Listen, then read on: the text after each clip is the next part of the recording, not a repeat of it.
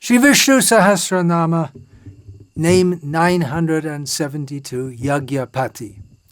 Yagya, we know this word as sacrifice. We've been discussing this word, this name. Pati is also very well known.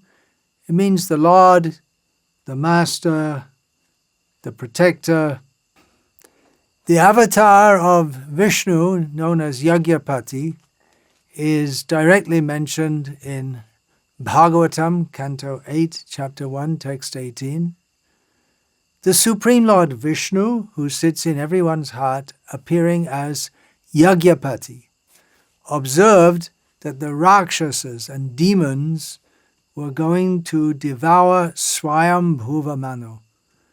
Thus the Lord, accompanied by his sons, named the Yamas, and by all the other demigods, killed the demons and Rakshasas. He then took the post of Indra and began to rule the heavenly kingdom. In a letter to Sura Shrestha, written on the 14th of June 1972, Srila Prabhupada clarified that the red incarnation who appeared in the Treta Yuga is Yagyapati. And of course in Treta Yuga, Tretayang Yajyato Makai. The Yuga Dharma is Yagya, performing sacrifices, fire sacrifice. We use this term fire sacrifice, but generally when we say Yagya, although it can have many different meanings, but generally when we say Yagya without any further elaboration, we refer to a fire sacrifice.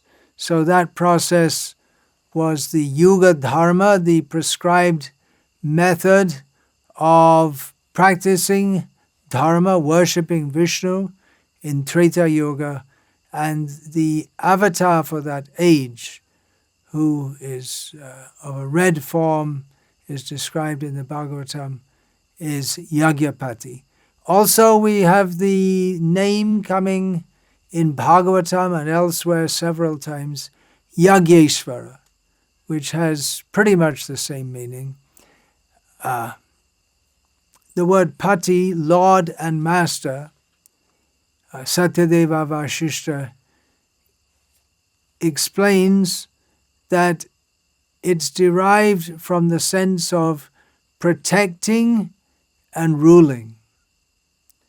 Protection means you have to take a position,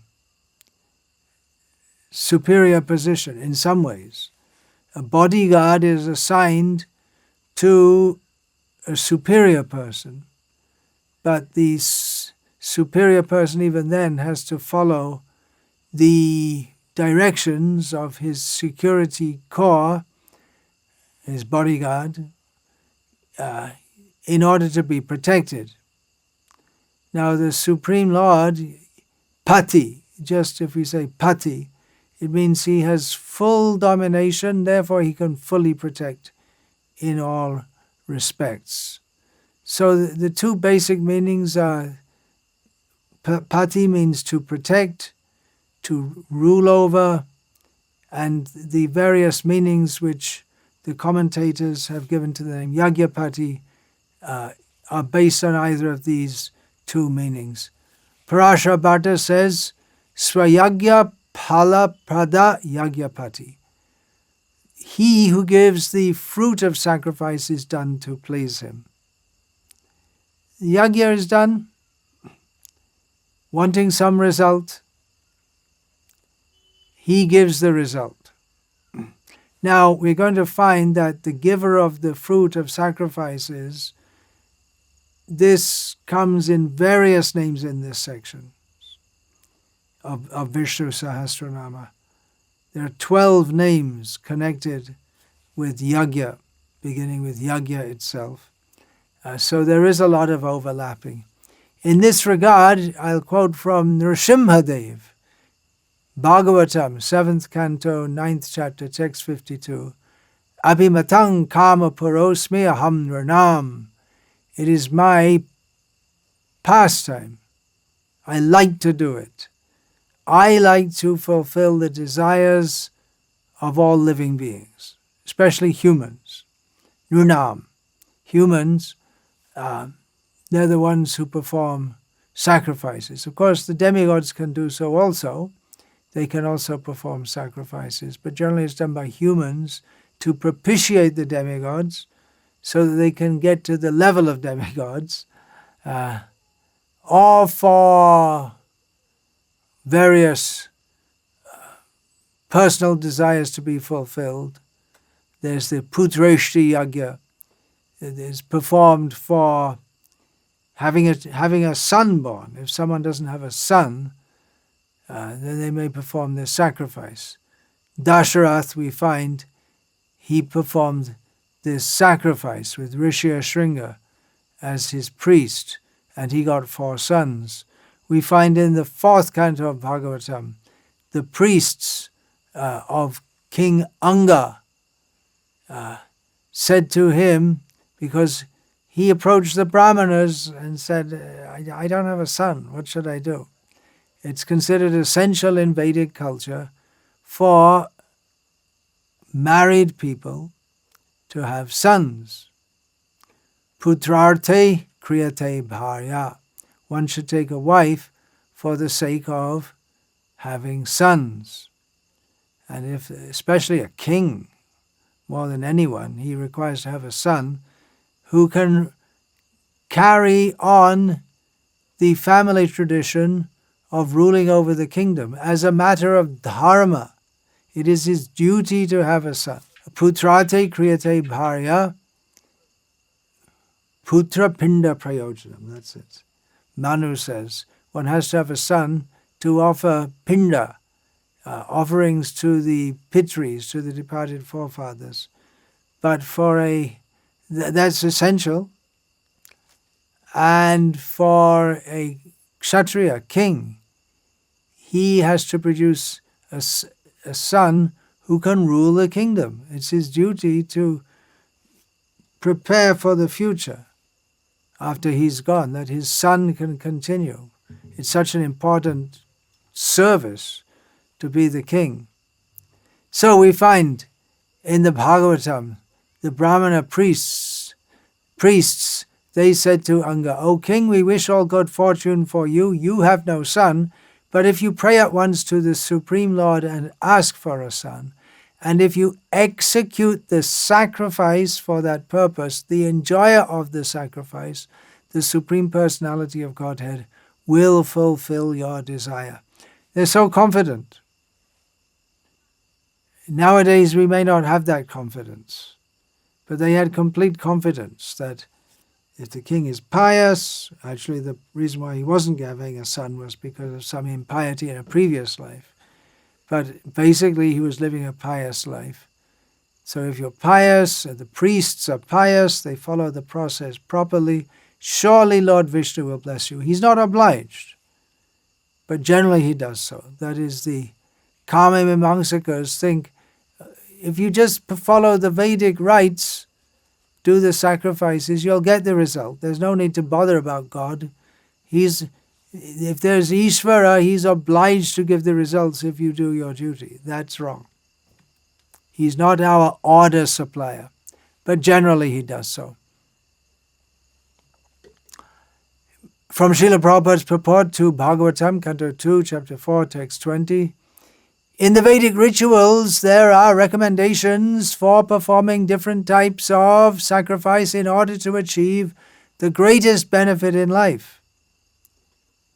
The benedictions that result from performing great sacrifices are, after all, favors given by the goddess of fortune, and the Lord, being the husband or lover of the goddess of fortune, is factually the Lord of all sacrifices alone, which means Yagyapati. He, Srila Prabhupada continues, is the final enjoyer of all kinds of yagya. Therefore, Yagyapati is another name of Lord Vishnu. It is recommended in the Bhagavad Gita that everything be done for the Yagyapati, Yagyartat Karmanaha, because otherwise one's acts will be the cause of conditioning by the laws of material nature. So this important point to be understood. There are various sacrifices which are offered to various demigods, but it's to be understood that Yagyapati, Vishnu, everything should be done for his pleasure. Because if one invokes the demigods, anyway, it's Vishnu who gives ultimately the rewards, and by propitiating demigods, that will simply entangle one endlessly in the laws of material nature. Lord Krishna declares in his Bhagavad Gita, Aham hi sarva yagyanam bhokta cha prabhureva cha. I am the only enjoyer and the only Lord of all sacrifices. Shankaracharya, in his rendering of this name, quotes this, and he includes in the explanation of the name Yagyapati that Vishnu is both the protector of the sacrifices and the Lord of the sacrifices. So the two functions, they overlap and interact. Baladev Vidyabhushan gives a very similar meaning. He is called Yagyapati because he is the protector, the pati, the protector of various kinds of worship. Satyadeva Vasishta explains that he is himself the very form of the sacrifice, and from this we can pull out another name, Yagyamurti, which is another name which comes in the Bhagavatam. Satyadeva Vasishta doesn't exactly say that, but Yagyamurti is another important name which comes in the Bhagavatam and elsewhere. He is the one who is worshipped through yagyas. He is the means for the performance of yagya. He is the protector of the yagyas, and therefore he is called Yagyapati. Regarding protecting sacrifices, Ramachandra protected the yagyas of Vishvamitra, who is being harassed by Tartaka, Maricha, and then he went into the forest with his weapons, and his eternal consort Sita Devi said, "What are you doing carrying these weapons in the forest? It doesn't seem right." But Ram said, "No, I'm a Kshatriya. I'm not a rishi. I'm here to protect the rishis who were being harassed by various rakshasas and demons." Similarly, Balaram protected the rishis at Naimesharanya, whose yagya was regularly being spoiled by the demon Valvala. And Lord Chaitanya Mahaprabhu is the Sankirtan Yagya Purush. In previous ages, Lord Vishnu appeared to accept Vedic yagyas. Those who performed yagyas exactly to the proper way, they would be favored if the Lord Vishnu would sometimes appear personally. And in this age, Lord Chaitanya has appeared to accept our Sankirtan Yagya. As Srila Prabhupada states in his purport to Bhagavatam, Canto 4, Chapter 7, Text 41, "For the deliverance of those who are materially conditioned and attached to material enjoyment, performing yagya and following the rules and regulations of the 4 divisions of society and of spiritual life are recommended." In other words, Varnashram Dharma. It is said in the Vishnu Purana that by offering sacrifice to Vishnu, one can gradually be liberated. That is Varnashramacharavatar Purushena Parapuman Vishnu Aradyate Pantananya Tattoshakaranam. I presume Srila Prabhupada is referring to this, that by worshipping Vishnu by the Varnashram system, this is recommended. Continuing Prabhupada, what he says in this purport, the whole target of life, therefore, is to please Lord Vishnu. That is yagya. To please Lord Vishnu is yagya. We may be wondering how Sankirtan is called a yagya. the thing is that the whole purpose of it is to please Vishnu. Therefore, it serves the purpose of the Vedic yagyas. Continuing Prabhupada's purport, any person who is in Krishna consciousness has dedicated his life for the satisfaction of Krishna, the origin of all Vishnu forms, and by offering worship and prasad daily, he becomes the best performer of yagya. In the Srimad Bhagavatam, it is clearly stated that in this age of Kali, the only successful performance of yagya or sacrifice is yagyai sankirtana prayai. The best type of sacrifice is simply to chant Hare Krishna, Krishna Krishna, Hare Hare, Hare Rama, Rama Rama, Hare Hare. This yagya is offered before the form of Lord Chaitanya, as other yagyas are offered before the form of Lord Vishnu. These recommendations are found in the 11th canto of the Srimad Bhagavatam.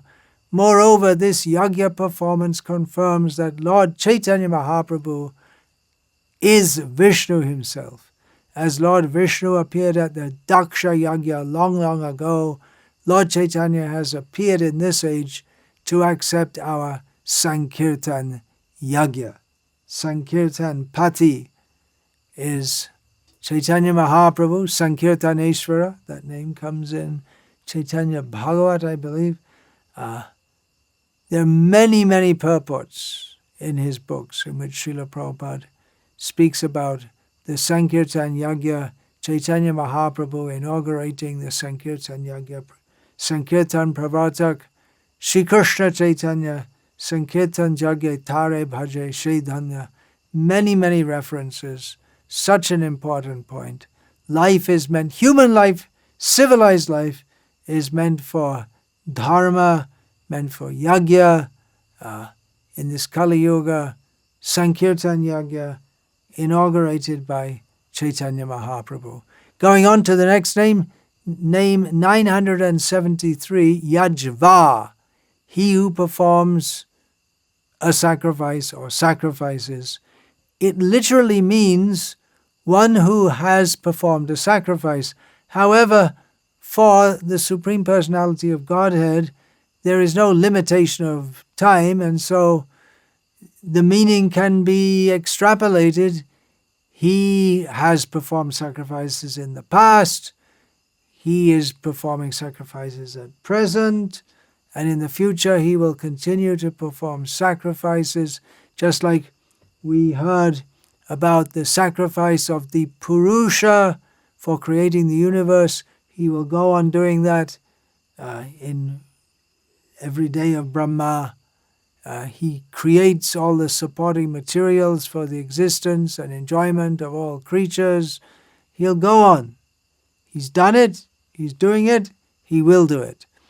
Specifically, this meaning, Yajva, is given in a Mayavadi book I saw, that one who performs an elaborate sacrifice like a Soma Yagya is called a Yajva. So it particularly refers to a major, elaborate sacrifice. Of course, one who performs even Japa Yagya, it's not ostentatious. You can just be sitting in a room on your own chanting Japa. That is the best sacrifice if it's done with the attitude of pleasing Krishna.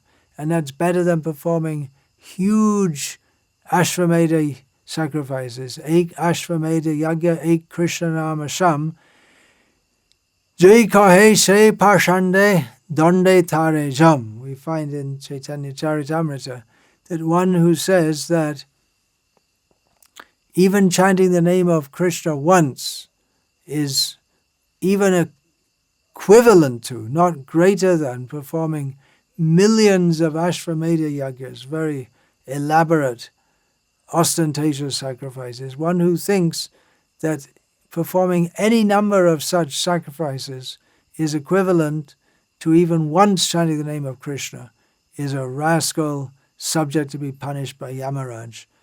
Of course, we find many great Vaishnava kings described in Shastra as performing this kind of yajna, which appears to be karma kanda, but it's a matter of the attitude. Simply chanting the name of Krishna is sufficient to satisfy Krishna. But still, the Vedic process of yajna is not to be minimized. Krishna himself inaugurates it and is propitiated by it. An important meaning or understanding is given by Parashara Bhatta to say that this name signifies that Bhagavan himself performs sacrifice on behalf of those who are unable to do so in the full way. That he covers up their inability. In this regard, Parashara Bhatta quotes from Mahabharata. Lord Krishna says, Tesham tu pavanaya ham nityam eva yudhishthiraha ubhe sande anutishtami hyaskanam tadvratang mama. He tells Yudhishthira Maharaj, for the purification of those who are unable to observe all the daily rites, I myself do yajna at both dawn and dusk every day. I never fail in carrying out this vow. We see that Krishna, we find the descriptions of Krishna, he actually performs yajna. He does that to benefit the world. He also does it to make up for persons who, for whatever reason, are unable to do so. They may be sick, they may be unable to gather the requisite ingredients. Krishna makes up for them by himself doing yajnas. And Krishna performs yajnas. Ramachandra, very famously, after the departure of Sita from this world, went on and performed 10,000 major yajnas, each time having a murti of Sita to accompany him, because the wife is required for a grihasta to perform a sacrifice. It is required that the wife be present. Another meaning of yajva, or very similar, that he keeps the sacrifices going on after killing the demons who obstruct them. Again, Tartaka, Maricha, Shubahu. After destroying them, he makes it possible for the sacrifices to go on. Chaitanya Mahaprabhu again performs Sankirtan Yajna. He is the performer of Yajna. Gauranga Nritya Nitya. Jagadananda Pandit says, his dancing is going on eternally. He did it in the past, he's doing it now, he will continue to do it in future. This matter of covering up for those who are unable to perform their yajna, and not only the yajna, but all the nitya karmas, all the duties for those who are unable to do so, particularly refers to fully surrendered devotees. Maybe they have some physical inability, they can't do everything. Maybe they're unable to rise early and take bath, all these things. But it's covered by Krishna. It's not an excuse for others to not do it. And even persons who are able to do it, they shouldn't say, well, I'm a pure devotee, I don't have to follow all these things. But they do it anyway to set a good example for others. Baladev Vidyabhushan says that he is called a yajva, which means a worshipper, because he enters within a devotee. He's the supersoul within the heart of the devotee. He inspires the devotee who is detached and devoid of material possessions. And he himself performs various kinds of worship for such a devotee. Such a devotee, everything he does is yajna. He's always worshipping the Lord. And he, Vishnu, enters within such a devotee, and he himself is doing the activities of worship. He worships through the devotee. He worships himself by himself. Even for the devotee to be able to do anything, even to offer arati, very simple thing we may say, but it's only because Vishnu gives the directions in Shastra and the physical ability to be able to do it, that we're able to do it. So it's he who resides in all the performers of sacrifice. Others are doing it, but we should know that they are doing it only because of the ability given by him. We have in Bhagavad Gita, very famously, Lord Krishna tells Arjuna, Tasmat Tvam Utishta Yashola Basva Jitva Shatrun Bhungshva Rajang Samriddham. He tells Arjuna, okay, I told you everything. Now you get up. Obtain the fame which comes from killing all the enemies and enjoy the kingdom. But you should also understand that Mayavaite Nihita Purvameva. I've already destroyed Duryodhana and the others. Krishna says this in the pastime, but the war hadn't even started. But he says they're thrown in the fire of yagya, so to speak. I've already destroyed them. And you, Arjuna, nimittamatrang bhavasavyasachin. O Savyasachi, fighting with two hands, ambidextrous.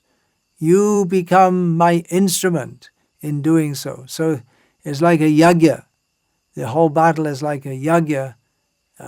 And Arjuna is to apparently be performing the yagya while Krishna is just an ancillary.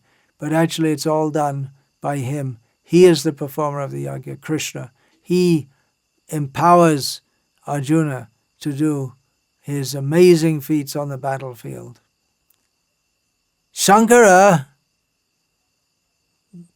in explaining this name, he takes the word yajaman,